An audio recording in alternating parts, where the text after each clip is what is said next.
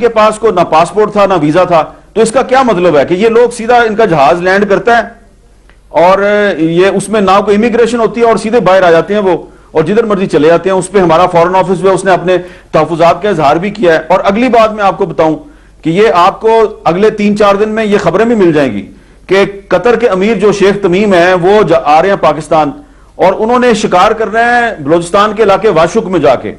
اور واشک میں پہلے ہی انہوں نے لوکلز کی ایک فورس تیار کر لیا جو ان کو سیکورٹی دے گی اور ان کے شکار میں ان کو فیسیلیٹیٹ کرے گی. اور وہ جو لوکل فورس ہے اس نے جو مقامی لوگ ہیں ان کو ابھی سے ہی ان کے گھروں سے بے دخل کرنا شروع کر دیا، ان علاقوں سے بے دخل کرنا شروع کر دیا جہاں پہ یہ شکار ہوگا. تو اس علاقے کے جو الیکٹڈ نمائندے ہیں وہ میرے سامنے انہوں نے پرسوں میرے سامنے میری موجودگی میں انہوں نے چیئرمین سینٹ رضا ربانی سے انہوں نے پروٹیسٹ کیا کہ جناب ہمارے علاقے میں کوئی پاکستان کا آئین نہیں ہے، کوئی قانون نہیں ہے، ایک بندہ باہر سے آ رہا ہے اور اس نے لوکل لوگوں کو ہائر کر لیا. لوکل ایڈمنسٹریشن جو ہے وہ پاکستان کے عوام کے حقوق کا تحفظ نہیں کر رہی، وہ قطری شیخ کے شکار کے لیے وہاں پہ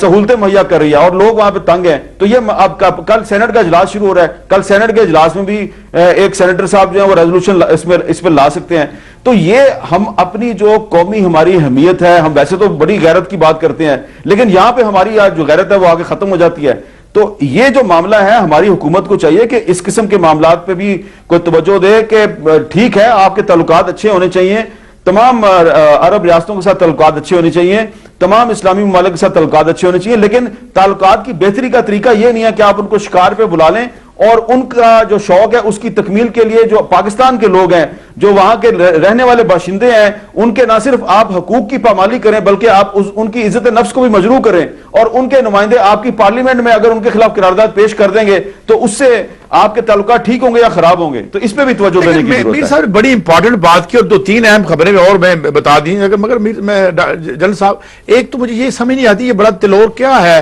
کس قسم کی شفا ہے اس میں جو یہ آ کے شکار کر کے اس کو نہیں شفا نہیں ہے. قاضی صاحب جی قاضی صاحب اگر آپ 1 منٹ کے لیے مجھے اجازت دیں میں بتا دوں تلور کیا کرتا ہے پلیز، کیونکہ شاید آپ نہ بتائیں اور جنرل صاحب جو ہیں وہ بھی اس پہ شاید تبصرہ نہ کریں. میں فرسٹ ہینڈ انفارمیشن آپ کو دے رہا ہوں کہ یہ یہاں پہ آگے جو تلور کھاتے ہیں تو یہ تلور جن مقاصد کے لیے کھاتے ہیں وہ مقاصد پورے کرنے کے لیے پھر یہ یہاں پہ کچھ اور کام بھی کرتے ہیں اور یہی اس لیے میں نے غیرت اور عزت کی جو بات کی ہے اس کو آپ سمجھنے کی کوشش کریں. یہ یہاں پہ جو ہے نا ہمارے جو ان کے جو میزبان ہوتے ہیں پاکستانی میزبان وہ صرف ان کے لیے تلور کے شکار کا بندوبست نہیں کرتے بلکہ اپنی عزت اور غیرت کے شکار کا بندوبست بھی کرتے ہیں.